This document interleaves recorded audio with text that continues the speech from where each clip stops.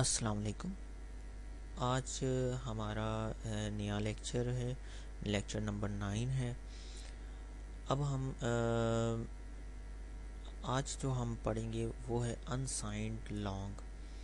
Unsigned long जो होता है ना वो ज़रा इसमें ये होता है कि आइडेंटिफिकेशन हो जाती है कि वेरिएबल्स क्या है ना, कि वैल्यू है ना क्या हो रही है, या साइंड है या अनसाइंड है, या उसको अब आगे से हम ये देखते हैं कि आई इज़ इक्वल टू 2 मैंने है ना उसी तरह डिक्लेयर किया।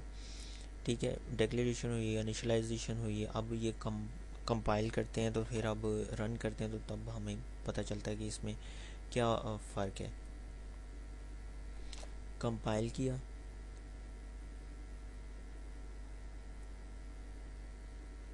डन, यानी कि कोई एरर नहीं है। और उसके बाद रन कर दिया, यानी कि 2 जो वैल्यू था ना वो वैल्यू इधर आ गई। ठीक है। अच्छा, अब ये है कि अगर हम इसमें -2 स्टोर करें और फिर अब हम कंपाइल करें तो क्या कंपाइलर एरर देता है? एरर देता है। ये अब एरर्स ही एरर्स और वार्निंग एरर। वार्निंग में ये फ़र्क होता है, ये देखें यहाँ पे ये वार्निंग को खुद वो लिखेगा। ठीक है। और ये क्योंकि क्यों उसने कि साइंड कर दिया हमने। पहला जो था वो पिछले में अगर हम यहाँ पे साइंड को अगर कमेंट कर दें और ये जस्ट लॉन्ग और साइंड को हम यहाँ पे कमेंट कर देते हैं, तो अगर अब हो तो तब खाली लॉन्ग हो तो फिर अगर कंपाइल करें तो क्या उसने वैल्यू को, हाँ अब ये देखें उसने बिल्कुल कोई एरर नहीं दिया। क्यों? वो इस वजह से कि -2 +2 कोई भी वैल्यू आ सकती है खाली लॉन्ग में। मगर ये जो साइंड है ना ये बाउंड्री है जो आपको बाउंड्री एक लगा देती है कि भाई ये जो है ना सिर्फ प्लस की वैल्यू आ सकती है और माइनस की वैल्यू इसमें अलो नहीं है। ये असल में इसका फ़ायदा है कि जो थोड़ा सा डिफरेंट था।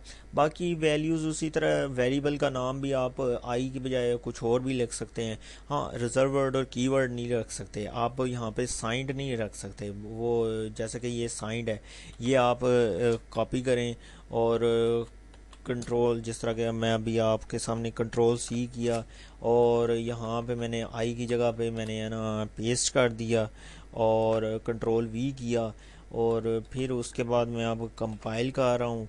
तो अभी देखते हैं कि क्या होता है।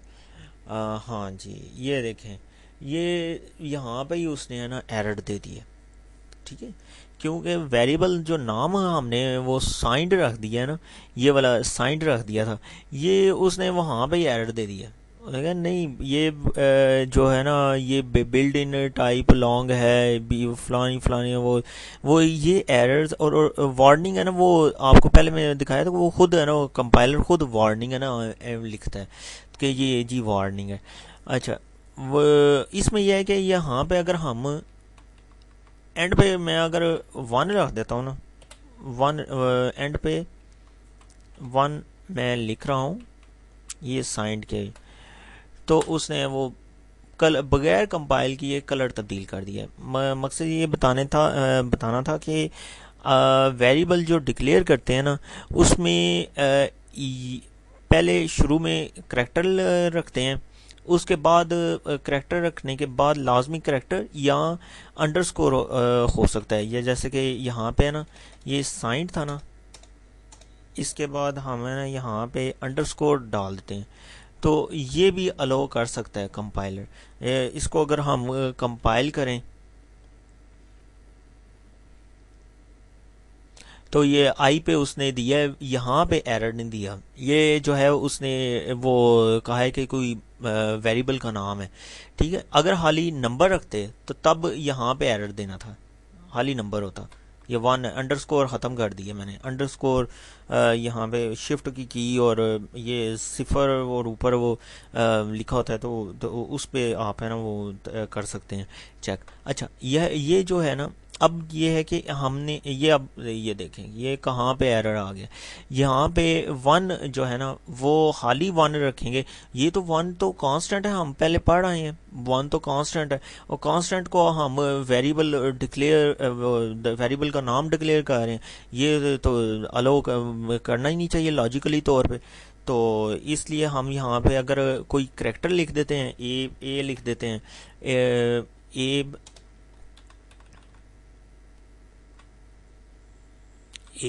यहाँ पे हमने ए लिखा, और उसके बाद ए वन यहाँ पे हमने ए वन हमने यहाँ पे भी इनिशलाइजेशन पे भी तब्दील करना होगा, और एंड पे हमने यहाँ पे प्रिंट करते हुए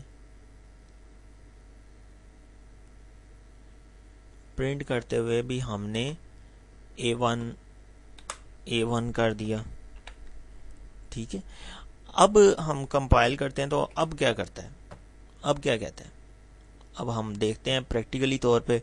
हाँ जी, उस इसका मतलब है कि कंपाइलर ने कोई भी एरर और वार्निंग नहीं दी। हमें कहा है कि जी बिल्कुल ठीक आपने कोड लिखा है। अब इसको कंपाइल करने के बाद मैं रन कर रहा हूँ, और जो रन किया तो ये देखें this is the number of 2, बिल्कुल ठीक। जो आउटपुट है वो हमारी बिल्कुल ठीक है। ये था आज का लेक्चर, और उम्मीद है कि आपको पसंद आया होगा, और नेक्स्ट लेक्चर्स तक मुझे इजाज़त दीजिए। खुदा हाफिज़।